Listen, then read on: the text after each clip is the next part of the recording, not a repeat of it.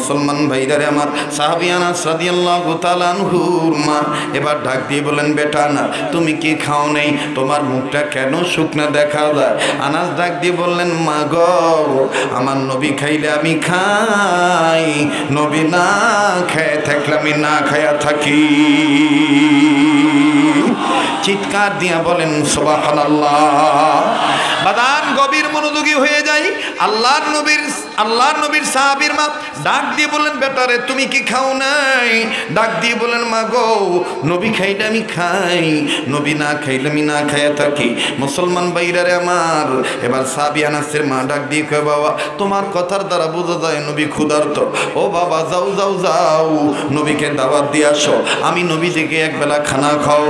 এইবার সাহাবী আনাস দৌড়ে নবীর কাছে গেল, নবীকে ডাক দিয়ে বললেন, ইয়া রাসূলুল্লাহ আমার মা আপনাকে দাওয়াত দিছে, আমার নবী দিয়ে আমার মা আপনাকে খাওয়াবে। আমার নবী বললেন, আনাস রে তোমার মাকে যে বলে দাও আমি তোমার মায়ের দাওয়াত কবুল করেছি। তবে রে আনাস তোমার মায়ের বাড়িতে, তোমাদের বাড়িতে আমি দিনের বেলায় যাব না, আমি রাত্রি বেলায় যাব।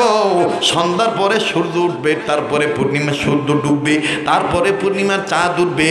এই পূর্ণিমার চাঁদ ওঠার পর আমি তোমাদের বাড়িতে দাওয়াত খাইতে যাব। আনাস বললেন, ইয়া রাসূলুল্লাহ জিন্দেগিতে কোনোদিন কোনো মানুষের দাওয়াতে শর্ত লাগার নেই। আমার সামনে ইহুদি কাফের বেঈমান দাওয়াত দিয়েছে, আপনি তাদের দাওয়াত বিনা শর্তে কবুল করেছেন। আর আমি একজন মুসলমান, আমার মায়ের দাওয়াতে আপনি শর্ত লাগাইলেন। আমার নবী বলেন, আনাস রে তোমার মায়ের তুমি জিজ্ঞাসা করো আমি কেন পূর্ণিমার চাঁদ উঠলে তোমাদের বাড়িতে যাব। আনাস বললেন, নবী গো আমার এখন সন্দেহ হয়, আমি দেখেছি আমি আসার সময় দেখেছি আমার মা আকাশের দিকে তাকায় কার সাথে যেন কথা বলে, যে বলে আনাস তুমি তোমার মায়ের যে জিজ্ঞাসা করো। আরে ভাইরে লম্বা কথা সংক্ষেপ করে দিলাম। এইবার আনাস সাহাবী মায়ের কাছে যাইয়া ডাক দিয়ে বলেন, মা গো আমার নবী দাওয়াত কবুল করছে, তবে নবী আমার শর্ত দিছি পূর্ণিমার চাঁদ ওঠার পরে আমার নবী আমাদের বাড়িতে দাওয়াত খেতে আসবে। আনাসের মা ডাক দিয়ে বললেন, আনাস রে আমার মনের খবর, দিলের খবর, গোপন খবর নবী জানলো কেমনে? আরো ধরে কোন সুবহানাল্লাহ, আরো ধরে কোন সুবহানাল্লাহ। আরে বেটা না আমার দিলের খবর নবী জানে কেমনে? আমি এই গোপন খবর তো কাউকে বলি নাই, শুধুমাত্র আল্লাহ জানে। আনাস কয়, মা কি গোপন খবর? আনাসের মা ডাক দিয়ে কয়, বেটা রে আমি দুই কারণে নবীকে দাওয়াত দিছি। এক নম্বর কারণ হলো ভাল লাগে না বেটার শুকনা মুখ দেখা মায়ের কলিজা, এই জন্য আমি নিয়ত করেছি আমি জেনেছি আমার নবীর দোয়া আল্লাহ কবুল করে। আমার নবী আমার বাড়িতে আসবে, আমার নবীকে আমি দাওয়াত খাইতে দিয়ে বলবো, নবী গো আমার বেটার জন্য একটু দোয়া করবেন, আল্লাহ যেন আমার বেটা আনাসকে ধনী বানায় দেয়। এইটা হলো আমার এক নম্বর কথা। আর দুই নম্বর কথা হলো দুনিয়ার সবাই বলে নবীর চেহারা অনেক সুন্দর, কাজেই আমি আল্লাহকে বলেছি, আল্লাহ যদি কোনোদিন মোহাম্মদ রসুল আমার বাড়িতে আসে, মোহাম্মদ নবী যেন দিনের বেলায় না আসে, রাত্রি বেলায় যেন আসে, তাও আবার পূর্ণিমার চাঁদ ওঠার পরে যেন আমার বাড়িতে আসে। ওগো আল্লাহ পূর্ণিমার চাঁদ ওঠার পরে যদি তোমার হাবিব আমার বাড়িতে আসে, একবার আমি পূর্ণিমার চাঁদ দেখবো, আবার আপনার নবীর চেহারা দেখবো, আমি প্রমাণ করে দেখবো নবীর চেহারা বেশি সুন্দর নাকি পূর্ণিমার চাঁদ বেশি সুন্দর। আমি তো এই দুইটা গোপন কথা শুধু আল্লাহকে বলেছি, আর কাউকে বলি নাই। নবী জানলো কেমনে? আনাস বলে, মা গো গায়েবের মালিক নবী না, তবে আল্লাহ যদি দয়া করে নবীকে গায়েব জানায় তাইলে আমার নবীজি গায়েব জানতে পারে। মা গো আমার দিল বলে আল্লাহ তাআলা দয়া করে নবীকে গায়েব জানিয়ে দিছে। এবার আনাস বলতেছেন, মা গো আল্লাহর নবী জেনে ফেলছে। আনাসের মা করলেন, বেটারে তাইলে দেরি করা যাবে না, নবীজি পূর্ণিমার চাঁদ ওঠার পরে যেহেতু আমাদের বাড়িতে আসবে, জলদি করে বাড়িঘর গোছাই। এবার বাজান বাড়িঘর গোছানো হলো। আমার ভাইরা পূর্ণিমার চাঁদ যখন উঠে গেল, আল্লাহর হাবিব আনাসের বাড়িতে আসতেছে। আনাসের মা ডাক দিয়ে কয়, বেটা আনাস ওই তো বুঝি মোহাম্মদ আসতেছে, তুমি আমার সামনে দাঁড়াও, আমি তোমার ঘাড়ের উপরে আমার মাথাটা রাখবো, আমি একবার নবীর চেহারা দেখবো, একবার পূর্ণিমার চাঁদ দেখবো, আমি বারবার দেখবো, আমি দেখবো কোনটা বেশি সুন্দর। এবার সাহাবী আনাসের মা আমার বন্ধুগণ সাহাবী আনাসের কাঁধের উপর মুখ রাখলেন, মুখ রেখে নবীর চেহারা একবার দেখতেছেন। আবার পূর্ণিমার চাঁদ দেখতেছে। আনাস বললেন, মা গো তুমি কোনটা প্রমাণ পাইলা, রেজাল্ট কি দাঁড়াইলো? আনাসের মা ডাক দিয়ে বলতেছেন, আনাস রে ওয়াল্লাহি বিল্লাহি তাল্লাহি, আল্লাহর কসম করে বলি পূর্ণিমার চাঁদের গায়ে দাগ আছে, আমার নবীর চেহারায় কোনো দাগ নাই। আনাস বললেন, মা গো 1 নম্বরটা পাইয়া গেলা, এবার 2 নম্বর তোমার বেটার জন্য নবী ধনী হওয়ার দোয়া করবে। বলে হ্যাঁ হ্যাঁ ধনী হওয়ার দোয়া করবে। এ বন্ধু মনে আছে কিনা জানি না, নবীর চাইতে মায়ের দোয়ার বরকত বেশি। এই কথাটা বুঝাবার জন্যই বাদান আমি এই ঘটনাটা টেনে আনছি, মনে আছে নাকি আপনাদের? এবার বাদান সাহাবী আনাস রাদিয়াল্লাহু তাআলা নবীজি যখন আনাসের ঘরে তশরিফ আনলেন, আল্লাহ নবীর সাহাবী আনাস নবীজিকে বসতে দিলেন, নবীর সামনে খানা পিনা সব হাজির করলেন। এবার আল্লাহ নবী ডাক দিয়ে বলেন, আনাস রে তোমার মায়ের তোমার মায়েরে বলো আমি খাবার শুরু করব।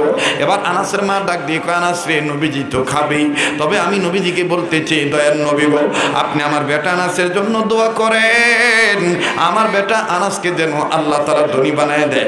আমার নবীজি খাবার থুইয়ার দাঁড়ায় ডাক দিয়ে বললেন, আনাসের মা আমি নবী থাকতে, তুমি মা বেঁচে থাকতে আমি নবী কেন তোমার বেটার জন্য দোয়া করব? হযরত হাকিমুল উম্মত মুজাদ্দিদুল মিল্লাত মাওলানা আশরাফ আলী থানভী রাহমাতুল্লাহি আলাইহি লেখেন, 5 কাজ ধারাবাহিকভাবে করবে যারা আল্লাহ পাকের ওলি হবে তারা। কয় কাজ? আবার কোন? জীবনের শেষ বয়ান মনে করে বয়ান করছি, আগামীকালকে মারাও যেতে পারি, একটু পরে আমাকে মালাকুল মউত ধরেও নিয়ে যেতে পারে। এজন্য প্রত্যেকটা কথা আমলের নিয়তে শুনবেন, একটি কথাও যেন হাতছাড়া না হয়। আবার বলেন, গোলামি করি কার? সাহায্য চাই কার? কয় কাজ করলে ওলি হওয়া যাবে? নাম্বার 1, শুনতেছেন বন্ধুরা? নাম্বার 1, সকল প্রকার গুনাহ থেকে বেঁচে থাকা। সকল প্রকার গুনাহ থেকে বেঁচে থাকা, স্লোগানটা মুখস্থ করা। গুনাহ যত ছোট হোক করব না, নেকি যত ছোট হোক ছাড়ব না। গুনাহ যত ছোট হোক করব না, নেকি যত ছোট হোক। আমরা তো আজকে পদে পদে চলনে ফিরনে উঠোনে বসনে চিন্তায় ভাবনায় ব্যবসা বাণিজ্যে চাকরিতে নকরিতে আদান প্রদানে সব জায়গায় খালি গুনার গুনাহ, কথা কয় না? সব জায়গায় গুনার, বলেন গুনার। এমনকি পায়ের তলে পিঁপড়া ডইলা মারি, এটাও গুনাহ, কথা কয় না? নাকি পিঁপড়া মারলে গুনাহ হয় না? গুনাহ হয় না? আমাদের এক বুজুর্গ ছিলেন, আল্লাহু আকবার, 1-2 মিনিটে বলে দিই। উনি চিনি কেনার জন্য দোকানে গেছে। কি কেনার জন্য বাপ? সোনার ভাইরা বলেন কি কেনার জন্য? চিনি কেনার জন্য গেছে। তৎকালীন সময় কাগজে ঠোঙ্গাই করে চিনি দিত দোকানদাররা, এখনো দেয়, এখনো দেয়। তবে এখন ঠোঙ্গার চাইতে পলিথিন বেশি। লাগবো না বাবা, বসো। এখন ঠোঙ্গার চাইতে পলিথিন বেশি। তো উনি হযরত থানভী রহমাতুল্লাহ আলাইহি একজন খলিফা। আবার কোন কিতাবে লেখছে ওই ব্যক্তি থানভী রহমাতুল্লাহ ছিলেন। তো চিনি কিনতে গেছে। কি কিনতে গেছে বাপ? তো ঠোঙ্গাই করে চিনি দিছে। হুজুর চিনি নিয়ে, এখন তো দোকান কাছে কাছে, ঘরের সাথেই তো দোকান, কিন্তু আজ থেকে 10-15 বছর আগে দোকানে তো কাছে আসিল, ঠিক না ভাই? ওই 2-2.5 কিলোমিটার দূরে দোকান। তো ওই বুজুর্গ মানুষ চিনি নিয়ে বাইর গেছে প্রয়োজনের তাগিদে। চিনি বাইর করব, চিনি বাইর করবার যায়, দেখে যে কয়েকটা পিঁপড়া দেখা যায়। হযরত তার চিনি বাইর করে নেয়। চিনি না বাইর করে ওই ঠোঙ্গাটা সুন্দর করে দূরে একটু ফাঁক রাখছে।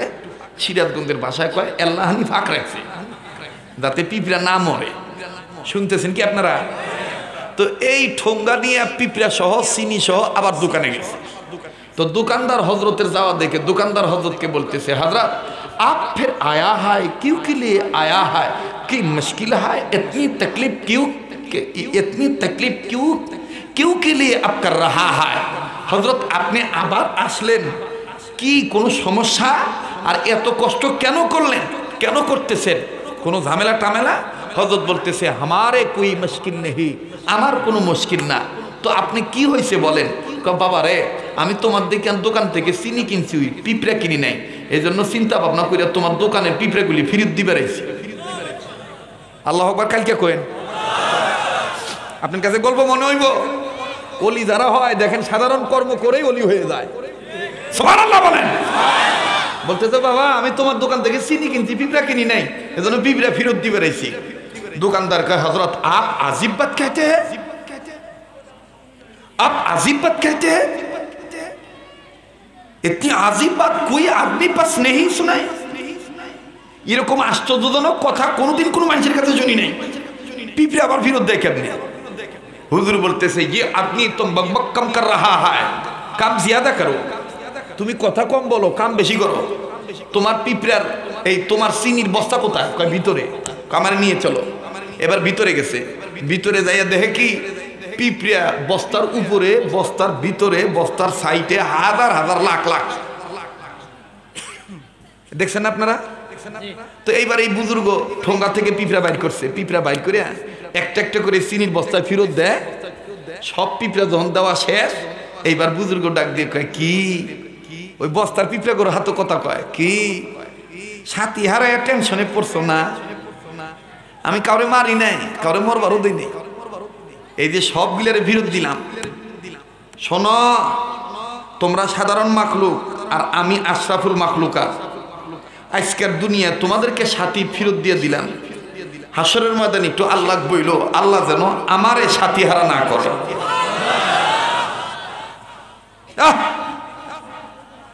ডাক দিয়ে বলতেছে আল্লাহ একটু আল্লাহরে বইলে দিও, আল্লাহ যেন আমার এই কঠিন রোজ হাসরে সাথী হারা না করে। আল্লাহু আকবার। আল্লাহওয়ালাদের চিন্তা আল্লাহওয়ালাদের চিন্তাই হয়, কথা কম ঠিক কিনা? তো গুনাহ যত ছোট হোক করবো না, নেকি যত ছোট হোক, বলেন গুনাহ যত ছোট হোক করবো না, নেকি যত ছোট হোক ছাড়বো না। 1 নাম্বার কাজ, সকল 5 কাজের মধ্যে কয় নম্বরটা বললাম? 1 নম্বর, গুনাহ, সকল প্রকার গুনাহ থেকে বেঁচে থাকা। কষ্ট হইতেছে কি আপনাদের? নাম্বার 2, আল্লাহর হুকুম ফরজ ইবাদত ঠিক মতন আদায় করা। শুনতেছেন কি আপনারা? মুখস্থ করতেছেন? নাম্বার 2, আল্লাহর হুকুম ফরজ ইবাদত ঠিক মতন আদায় করা। নাম্বার 3, আল্লাহর হুকুম ওয়াজিব ঠিক মতন আদায় করা। নাম্বার 4, নবীদের সুন্নতলা উম্মত হওয়া। নাম্বার 5, নিজের অভ্যাসকে নফল আমলের অভ্যাসে পরিণত করা। কয় কাজ হইল? কয় কাজ? নাম্বার 1, সকল প্রকার গুনাহ থেকে বেঁচে থাকা। আপনি নেকের কাম না করতে পারেন কিন্তু গুনাহ করেন না, এটাও ইবাদত। এটাও কি? নাম্বার 2, আল্লাহর হুকুম ফরজ ইবাদত ঠিক মতন আদায় করা। এখন আপনারা বলেন ফরজ ইবাদত বলতে কি বুঝি? শুধু কি নামাজ কায়েম করা ফরজ? ধনী হয়ে থাকলে নেশাব পরিমাণ মালের হক আদায় করে যাকাত দেওয়া? কথা আসতে কর। আরে যুবক ভাইরা জোরে আওয়াজ দিয়ে কথা বলো। যাকাত দেওয়া কি? ধনী হয়ে থাকলে জীবনে একবার হজ করা? বলেন। বিবাহ হয়ে থাকলে স্বামী হিসাবে স্ত্রীর হক আদায় করা? হ্যাঁ, কথা কয় না। স্ত্রী হয়ে থাকলে স্বামীর হক আদায় করা ফরজ। এইবার আপনারা জবাব দিবেন, ছেলে মেয়ে হয়ে থাকলে, মাতা পিতা বেঁচে থাকলে মা বাবার খেদমত করা নফল। কথা কয় না। মসজিদ পাকা করতেছেন কিন্তু ঘরে বুড়া মা বাবার খবর নাই, এ পাকা করার কোনো দাম নাই। কথা কন ঠিক কিনা? মা বাবার খেদমত করা ফরজ। আমার আরেকটা কথার জবাব দেন। মনে করেন নবী বেঁচে আছে, আপনার মা বাবা বেঁচে আছে, এখন আপনি সন্তান হিসেবে দোয়ার প্রয়োজন। বলেন তো দেখি কার দোয়া বেশি কাজে লাগবে? এই যে যাদের ঈমান দুর্বল তারা আসতে কইব মা বাবা। জোরে কন। নবী বেঁচে আছে, মা বাবা বেঁচে আছে। নবী বেঁচে আছে, মা বাবা বেঁচে আছে। এখন বলেন তো দেখি কার দোয়ার বেশি প্রয়োজন সন্তানের ক্ষেত্রে? মা বাবার দোয়ার বরকত কম না বেশি? মুসলমান ভাইরারে আমার গভীর মনোযোগী হয়ে কথাগুলি শোনা দরকার। এ বন্ধু একটু এদিক সেদিক মাথাটা নাড়াবেন না, দেখেন তো দেখি দিলটা নরম হয় কিনা, এক ফোঁটা চোখের পানি আপনি ফালাইতে পারেন কিনা। বাবাজি, সাহাবী হযরত আনাস রাদিয়াল্লাহু তাআলা নাম আপনারা শুনেছেন, যার নাম হলো খাদেমে রাসূল। একের অধিক নাম এই সাহাবীর, তন্মধ্যে একটা নাম হলো খাদেমে রাসূল। আরে বন্ধু, এই খাদেমে রাসূল বিশ্ব নবীর খেদমত করে, মাঝে মধ্যে মায়ের সাথে দেখা করার জন্য যায়। আপন বাড়িতে মায়ের সাথে যখন দেখা করার জন্য যায়, মায়ের সাথে দেখা করার পর আবার নতুন করে তারিখ দিয়ে আসে, মা গো আমি আগামীকালকে আসব, আবার আগামী অমুক দিন তোমার সাথে দেখা করার জন্য আসব। মা জননী আপন বেটার এই তারিখটা মনে রাখে, নির্ধারিত তারিখে বেটার মায়ায় বেটার জন্য অপেক্ষায় বসে থাকে। আজ আমার সন্তান আনাস আসবে। হ্যাঁ, আজকের মাহফিলের মান্যবর প্রধান অতিথির প্রতিনিধি ওনার পিএস এসছেন। আমরা এই মাহফিলের পক্ষ থেকে শুভেচ্ছা স্বাগতম জানাই, লাল গোলাপের শুভেচ্ছা দিই। মান্যবর প্রধান অতিথির পিএস এর আগমন, অত্র মাহফিলের পক্ষ থেকে লাল গোলাপের শুভেচ্ছা। আল্লাহ তাআলা সকলের ইজ্জত বৃদ্ধি করে দেন, বলেন আমিন। আবার বলেন আমিন। জি বসেন। জি জি মুহতারাম হাজিরিন, কষ্ট হচ্ছে? খুব খেয়াল করে কথাগুলি শোনা চাই। আবার বলেন আল্লাহু আকবার, বলেন আল্লাহু আকবার।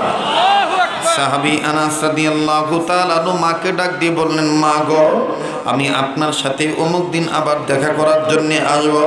বন্ধুরে খুব খেয়াল করে কথাগুলি শোনা চাই। মা জননী তারিখ মনে রেখেছেন, আমার ছেলে আসবে, আমার সাথে দেখা করবে। বাজানরে খুব খেয়াল করে কথাগুলি শোনা চাই। মা জননী তারিখটা মনে রাখছে। ওই দিন হযরত আনাস নবীকে ডাক দিয়ে বললেন, নবী গো, আমি আমার মার সাথে দেখা করার জন্য যাব।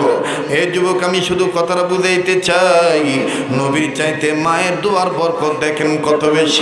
নবী তখন জীবিত, বানোয়ার কোনো কিসসা কাহিনী নয়, আজে বাজে কোনো গল্প কাহিনী নয়। হাদিস থেকে আমি আপনাদেরকে আলোচনাটা শুনাইতেছি।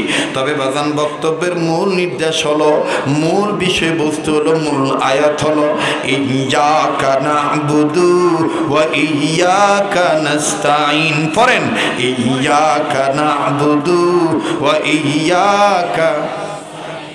এবার বলেন তো দেখি, মা বাবার খেদমত করার নাম ইবাদত কি না? মা বাবার খেদমত করা লাগবে, তাদের কথা মানা লাগবে। হুকুম কার? আল্লাহ বলেন, ওয়া ক্বাদা রাব্বুকা আল্লা তা'বুদু ইল্লা ইয়্যাহু ওয়া বিল ওয়ালিদাইনি ইহসানা।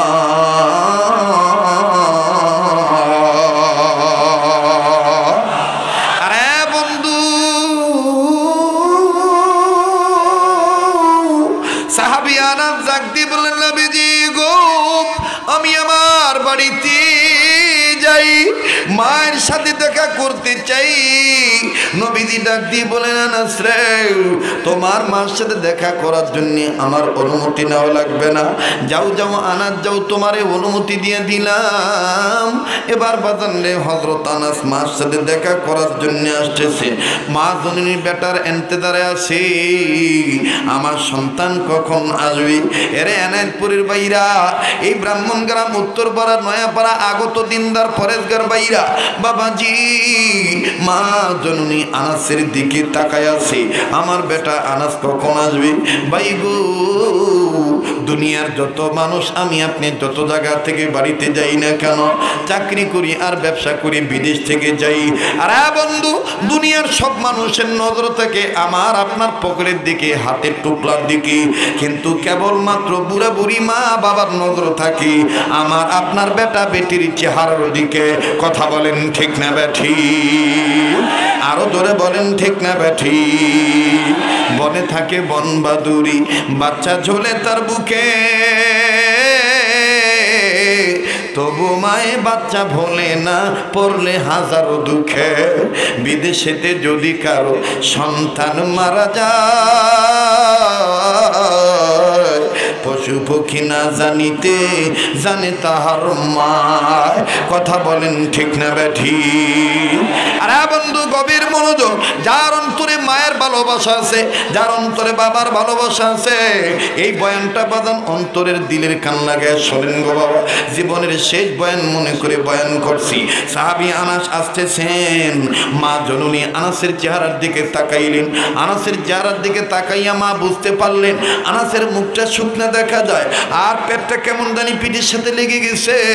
সাহাবী আনাস কেমন জানি আস্তে আস্তে হাঁটে।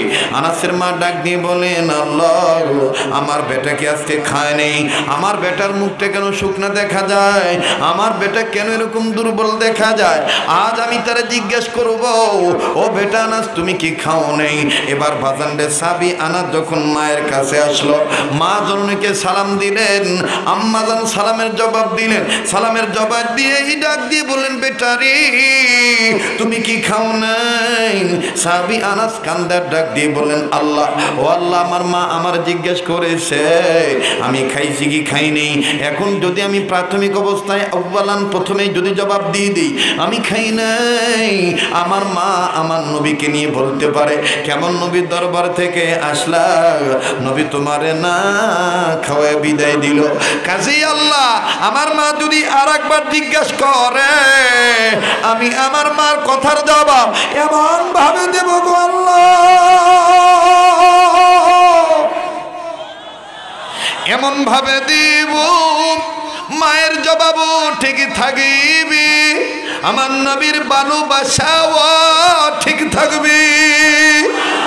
আমি চাই না আমার মা আমার নবীকে নিয়ে কোনো ধরনের মন্তব্য করুক, কারণ আমি আমার জীবনের চাইতে আমার নবীকে বেশি ভালোবাসি। জোরে কোন আল্লাহু আকবার, আরো জোরে কোন আল্লাহু আকবার, আরো জোরে বলেন আল্লাহু আকবার। আহা দিনের নবী নূর মোহাম্মদ কামলিওয়ালা নাই রে দুনিয়ায়, বলেন না আমার দিনের নবী কামলিওয়ালা নাই রে দুনিয়ায়, আওয়াজ বাড়ান না, আমার দিনের নবী কামলিওয়ালা নাই রে দুনিয়ায়। নবীর পক্ষে বলতে ভাল লাগে না তো বলেন না, বলেন না আমার দিনের নবী কামলিওয়ালা নাই রে দুনিয়ায়। আজ কেনে গো আহাদারি, আজ কেনে গো মাতম জারি, সারা দুনিয়ায় আমার দিনের নবী কামলিওয়ালা নাই রে দুনিয়ায়। বলেন আমার দিনের নবী কামলিওয়ালা নাই রে দুনিয়ায়।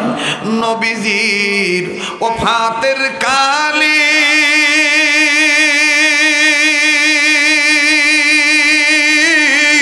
বনের যত পশু পাখি সবাই কান্দে,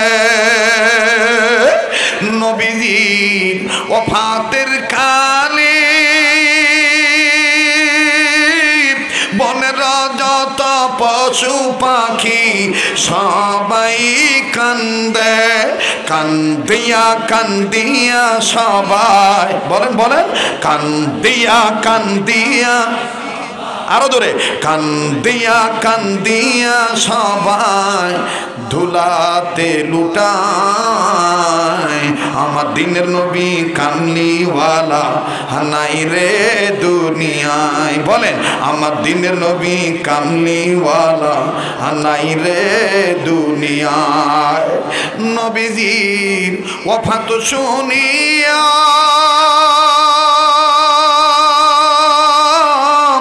কান্দিয়া হযরত বেলাল গেলেন বেহুশ হইয়া, ঠিক কিনা বলেন? নবীজির ওফাত শুনিয়া কান্দিয়া হযরত বেলাল গেলেন বেহুশ হইয়া, কান্দিয়া কান্দিয়া বেলাল, বলেন কান্দিয়া কান্দিয়া বেলাল, আরো জোরে কান্দিয়া কান্দিয়া বেলাল মদিনায় লুটায়, আমার দিনের নবী কামলিওয়ালা নাই রে দুনিয়ায়। বলেন আমার দিনের নবী কামলিওয়ালা নাই রে দুনিয়ায়। লা ইলাহা লা জোরে লা ইলাহা ইল্লাল্লাহ, জোরে লা ইলাহা। অবাদান কালেমার জিকির জোরে করলে কি কেউ ধরে নিয়ে যাবে? লা ইলাহা ইল্লাল্লাহ আওয়াজ বাড়ায় দিলে কি কোনো ভয় আছে? একটু জোরে জোরে জবান খুলে বলেন লা ইলাহা, লা জোরে লা ইলাহা ইল্লাল্লাহ, জোরে লা ইলাহা। ভাইজান যার দিলে আছে আল্লাহর ভয়, বলেন যার দিলে আছে আল্লাহর ভয়, আল্লাহ আল্লাহ সব সময়, বলেন যার দিলে আছে আল্লাহর ভয়, আল্লাহ আল্লাহ সব সময়। আহার নিদ্রা ভালো লাগে না, দুনিয়াদারি ভালো লাগে না, ভালো লাগে যে ইল্লাল্লাহ লা ইলাহা ইল্লাল্লাহ, জোরে লা ইলাহা, লা জোরে লা ইলাহা। বাইগো বহু দূরে মাদিনা, বলেন বহু দূরে মাদিনা, আমরা কেমনে যাব জানি না, বলেন না বহু দূরে মাদিনা, আমরা কেমনে যাব জানি না। দয়া কর দয়ার আল্লাহ, দয়া কর, জোরে দয়া কর দয়ার আল্লাহ, পুরো মনের বাসনা লা ইলাহা ইল্লাল্লাহ, জোরে লা ইলাহা। বাইগো রিক্সা চলে না চালক ছাড়া, নৌকা চলে না মাঝি ছাড়া, চলে এনে পরে মনে চলে, রিক্সা চলে না চালক ছাড়া, বলে রিক্সা চলে না চালক ছাড়া, নৌকা চলে না মাঝি ছাড়া, দুনিয়া চলে না আল্লাহ ছাড়া, জোরে দুনিয়া চলে না না ছাড়া, জাকের চলে না জিকির ছাড়া, লা ইলাহা ইল্লাল্লাহ, জোরে লা ইলাহা, আর জোরে লা ইলাহা ইল্লাল্লাহ, লা ইলাহা, লা ইলাহা ইল্লাল্লাহ মুহাম্মাদুর রাসূলুল্লাহ সাল্লাল্লাহু আলাইহি ওয়াসাল্লাম। মুসলমান ভাইরা আমার, সাহাবী আনাস রাদিয়াল্লাহু তাআলা আনহুর মা এবার ডাক দিয়ে বলেন, বেটা না তুমি কি খাও নেই, তোমার মুখটা কেন শুকনা দেখা যায়? আনাস ডাক দিয়ে বললেন, মা গো আমার নবী খাইলে আমি খাই, নবী না খেয়ে থাকলে আমি না খায়া থাকি। চিৎকার দিয়া বলেন সুবহানাল্লাহ। বাদান গভীর মনোযোগী হয়ে যাই। আল্লাহর নবীর সাহাবীর মা ডাক দিয়ে বললেন, বেটারে তুমি কি খাও নাই? ডাক দিয়ে বলেন, মা গো নবী খাইলে আমি খাই, নবী না খাইলে আমি না খাইয়া থাকি। মুসলমান ভাইরারে আমার, এবার সাহাবী আনাসের মা ডাক দিয়ে কয়, বাবা তোমার কথার দ্বারা বোঝা যায় নবী ক্ষুধার্ত। ও বাবা যাও যাও যাও, নবীকে দাওয়াত দিয়ে আসো, আমি নবীজিকে একবেলা খানা খাও। এইবার সাহাবী আনাস দৌড়ে নবীর কাছে গেল, নবীকে ডাক দিয়ে বললেন, ইয়া রাসূলুল্লাহ আমার মা আপনাকে দাওয়াত দিছে, আমার নবী দিয়ে আমার মা আপনাকে খাওয়াবে। আমার নবী বললেন, আনাস রে তোমার মাকে যে বলে দাও আমি তোমার মায়ের দাওয়াত কবুল করেছি। তবে রে আনাস তোমার মায়ের বাড়িতে, তোমাদের বাড়িতে আমি দিনের বেলায় যাব না, আমি রাত্রি বেলায় যাব। সন্ধ্যার পরে সূর্য উঠবে, তারপরে পূর্ণিমা সূর্য ডুববে, তারপরে পূর্ণিমার চাঁদ উঠবে। এই পূর্ণিমার চাঁদ ওঠার পর আমি তোমাদের বাড়িতে দাওয়াত খাইতে যাব। আনাস বললেন, ইয়া রাসূলুল্লাহ জিন্দেগিতে কোনোদিন কোনো মানুষের দাওয়াতে শর্ত লাগার নেই। আমার সামনে ইহুদি কাফের বেঈমান দাওয়াত দিয়েছে, আপনি তাদের দাওয়াত বিনা শর্তে কবুল করেছেন। আর আমি একজন মুসলমান, আমার মায়ের দাওয়াতে আপনি শর্ত লাগাইলেন। আমার নবী বলেন, আনাস রে তোমার মায়ের তুমি জিজ্ঞাসা করো আমি কেন পূর্ণিমার চাঁদ উঠলে তোমাদের বাড়িতে যাব। আনাস বললেন, নবী গো আমার এখন সন্দেহ হয়, আমি দেখেছি আমি আসার সময় দেখেছি আমার মা আকাশের দিকে তাকায় কার সাথে যেন কথা বলে, যে বলে আনাস তুমি তোমার মায়ের যে জিজ্ঞাসা করো। আরে ভাইরে লম্বা কথা সংক্ষেপ করে দিলাম।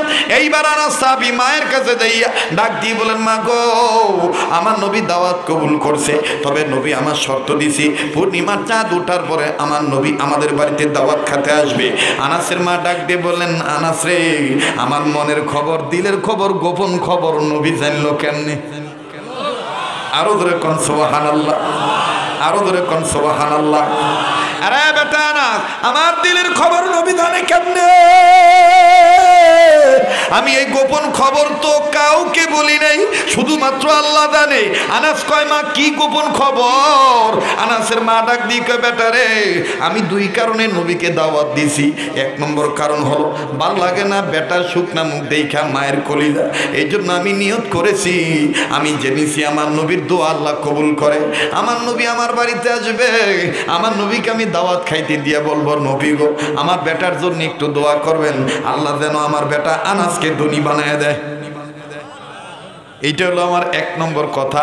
আর দুই নম্বর কথা হলো দুনিয়ার সবাই বলে নবীর চেহারা অনেক সুন্দর, কাজেই আমি আল্লাহকে বলেছি আল্লাহ যদি কোনোদিন মোহাম্মদ রসুল আমার বাড়িতে আসে, মোহাম্মদ নবী যেন দিনের বেলায় না আসে, রাত্রি বেলায় যেন আসে, তাও আবার পূর্ণিমার চাঁদ উঠার পরে যেন আমার বাড়িতে আসে। ওগো আল্লাহ পূর্ণিমার চাঁদ উঠার পরে যদি তোমার হাবিব আমার বাড়িতে আসে, একবার আমি পূর্ণিমার চাঁদ দেখবো, আবার আপনার নবীর চেহারা দেখবো, আমি প্রমাণ করে দেখবো নবীর চেহারা বেশি সুন্দর নাকি পূর্ণিমার চাঁদ বেশি সুন্দর। আমি তো এই দুইটা গোপন কথা শুধু আল্লাহকে বলেছি, আর কাউকে বলি নাই। নবী জানলো কেমনে?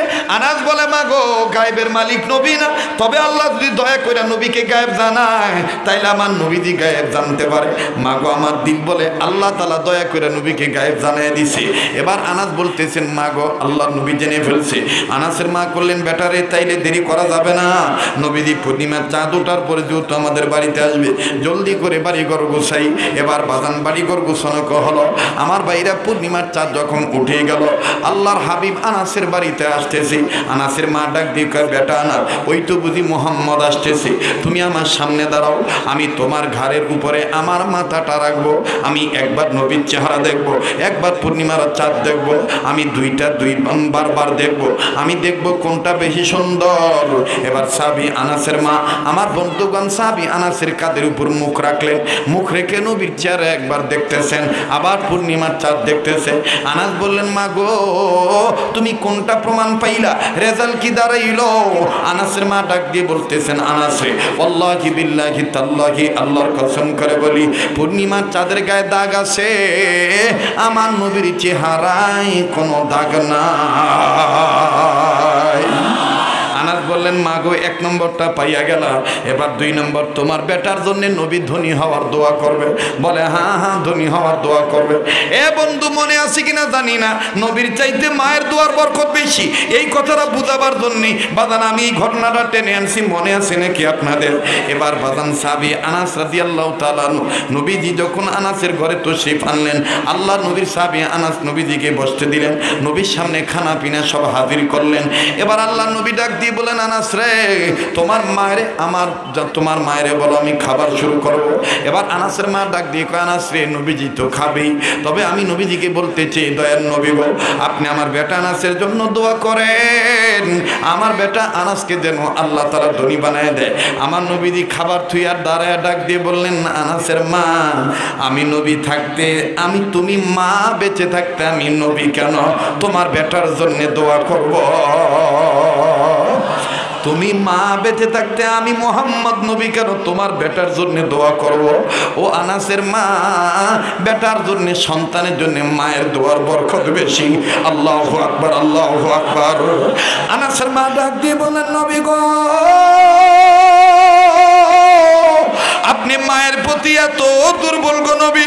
আমার নবী বললেন মা গো যার মা নাই তার মতন বড় দুঃখের কেউ নাই। বললেন না দিবেন এই ময়দানে আমি 30 পারা কোরআন শরীফের মহাব্বত 30টা ভাইয়ার কাছে আমি দেখতে চাই, যেই হাতটা দিয়া বারবার আল্লাহ তাআলা আমারে কাবা ধরায়, যেই হাতটা বর্তমান আল্লাহ ওয়ালাদের হাতের সাথে লাগানো, যেই হাত লাগতে লাগতে নবী পর্যন্ত লাগানো, বাজানরে ওই হাতটা আমি বিছাইলাম এই মজলিসটার মধ্যে হাজার হাজার মা বাবার সন্তানের মধ্যে হতে 30টা ভাইয়ার কাছে আমি 30 পারা কোরআন শরীফের মহব্বত দেখতে চাই।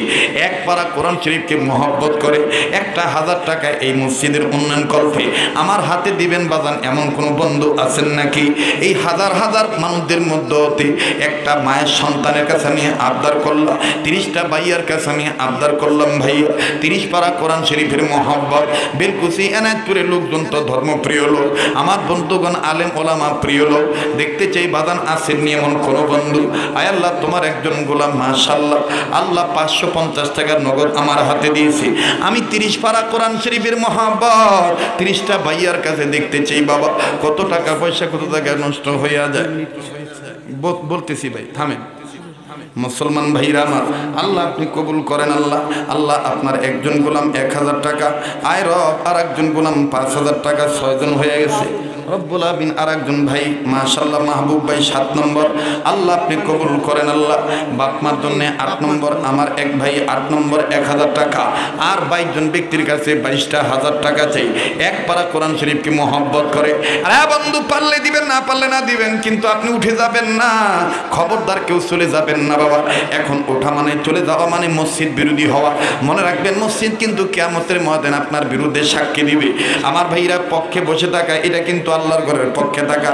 আয় আল্লাহ 9 নম্বর আর একজন 1300 টাকা, আল্লাহ 10 নম্বর আর এক ভাই 1000 টাকা, আয় আল্লাহ আর একজন গোলাম 500 খান টাকা, আল্লাহ আর একজন গোলাম 500 খান টাকা, আয় আল্লাহ আপনি কবুল করেন। আল্লাহ রব্বুল আমিন 11 জন ব্যক্তি তোমার কোরআনের পক্ষে 11 পারার পক্ষে 11,000 টাকা দিয়ে সহযোগিতা করেছে। আল্লাহ আপনি কবুল করেন। আল্লাহ মাশাআল্লাহ আয় আল্লাহ আপনার আর একজন গোলাম 1050 টাকা, আল্লাহ আপনি কবুল করেন। 12 জন হয়েছে, আর 18 জন ব্যক্তির কাছে 18,000 টাকা চাই, আল্লাহ আপনি মঞ্জুরি দিয়ে দেন। আল্লাহ মাশাআল্লাহ 13 নম্বর একজন গোলাম 1000 টাকা, আল্লাহ আপনি কবুল করেন। আল্লাহ ও বাজান 14 নম্বর 15 নম্বর 16 নম্বর মাদ্রাসার ছাত্র ভাইরা, অন্যান্য ছাত্র ভাইরা আপনার চলে যাবেন না। আমার ভাইরা অন্যান্য মাদ্রাসার ছাত্র শিক্ষকরা, সবুজ ভাই মারা গেছে না, আহারে প্রবাসী জীবনে সবুজ ভাই মারা গেছে, ওই ভাইয়ের রুহের মাগফিরাত কামনায় 500 খান টাকা, আল্লাহ আর একজন 1000 টাকা, রব্বুল আমিন আপনি কবুল করেন। আল্লাহ আপনি মঞ্জুরি দিয়ে দেন। আল্লাহ আল্লাহ আপনি কবুল করেন। আল্লাহ আল্লাহ আর একজন 500 খান টাকা, আল্লাহ আপনি মঞ্জুরি দিয়ে দেন। মাশাআল্লাহ 16 জন ব্যক্তি হয়ে গেছে, আর মাত্র 14 জন ব্যক্তির কাছে 14,000 টাকার দরকার। আল্লাহ আর একজন ব্যক্তি, কি নাম, ঘাটের বাদশা মিয়া ভাই মাশাআল্লাহ বাপমার জন্য 1000 টাকা, আল্লাহ আপনি কবুল করেন। আল্লাহ মোহাম্মদ জাহাঙ্গীর পিতা আব্দুল মান্নান মেম্বার 10,000 টাকা, আল্লাহ আপনি কবুল করেন। জোরে কোন মারহাবা। ইয়া আল্লাহ আপনি মঞ্জুরি দিয়ে দেন। আল্লাহ জানে মালে বরকত দিয়ে দেন। আল্লাহ আল্লাহ আর একজন গোলাম হযরত আলী ভাই 1000 টাকা, আল্লাহ আপনি কবুল করেন। আল্লাহ মাশাআল্লাহ কি নাম, রুবেল ভাই নগদ 15,000 টাকা, জোরে কোন মারহাবা। আল্লাহ আপনি কবুল করেন। আল্লাহ জোরে বলেন আমিন। আয় আল্লাহ জানে মালে বরকত দিয়ে দেন, দানের খবর মদিনায় পৌঁছে দেন, বংশধরে করা যাব মাফ করে দেন, এই দানকে আপনি কবুল করে নেন, বলেন আমিন। মাশাআল্লাহ আয় আল্লাহ আরেকটা মাসুম বাচ্চার পক্ষে 500 খান টাকা, আল্লাহ আপনি কবুল করেন। আল্লাহ আল্লাহ এই বাচ্চাটার বংশধরে করা যাব মাফ করে দেন, এই বাচ্চাটার নেক হায়াত বাড়িয়ে দেন, আল্লাহ সুস্বাস্থ্য জীবন দান করেন, বলেন আমিন। লা ইলাহা ইল্লাল্লাহ, জোরে লা ইলাহা। ভাইজান আপনার এই যে 500-1000 টাকা দিতেছেন, এটা আমাদেরকে দিতেছেন না, এটা মসজিদের উন্নয়ন কল্পে দিতেছেন। রাগ করতেছেন নাকি আপনারা? কাজে আপনারা যে যেখানে আছেন বড় ভদ্রতার পরিচয় দিয়েছেন, আচরণ খুব ভালো লাগছে ভাইজান। আমি আপনাদের কাছে 2টা বিষয়ে একটু ডিস্টার্ব দিব। 1 নাম্বার, সম্মানিত ব্যক্তিকে সম্মান করার সুন্নত, সেই লক্ষ্যে এমপি সাহেবে এমপি মহোদয়ের মান্যবর প্রতিনিধি তিনি এসেছেন, আমার অত্যন্ত মহব্বতের এবং আমাকে খুব মহব্বত করেন, ভালোবাসেন, শ্রদ্ধা করেন, তিনি আপনাদের সামনে কথা বলবেন। 1 নাম্বার। 2 নাম্বার, আপনারা যে যেখানে আছেন এই কর্তৃপক্ষের পক্ষ থেকে একটা রুমাল, একটা চাদর, একটা ব্যাগ আপনাদের কাছে যাবে। বিসমিল্লাহ বলে এই ব্যাগের মধ্যে আপনি মসজিদের উন্নয়ন কল্পে আপনি দান করবেন, সেটা 100 টাকা হোক, 200 টাকা হোক, অথবা 1 বস্তা সিমেন্টের টাকা হোক, 1/2 বস্তা সিমেন্টের টাকা হোক। ভদ্রতার সাথে শৃঙ্খলার সাথে প্রধান অতিথির প্রতিনিধির কথাও শুনবেন এবং বিসমিল্লাহ বলে দানও করবেন। এরপরে ইনশাল্লাহ আমি বাকি কথা ফিনিশিং দিয়ে আপনাদেরকে নিয়ে দোয়া করে বিদায় হবো ইনশাআল্লাহ। বসেন। জি ভাই।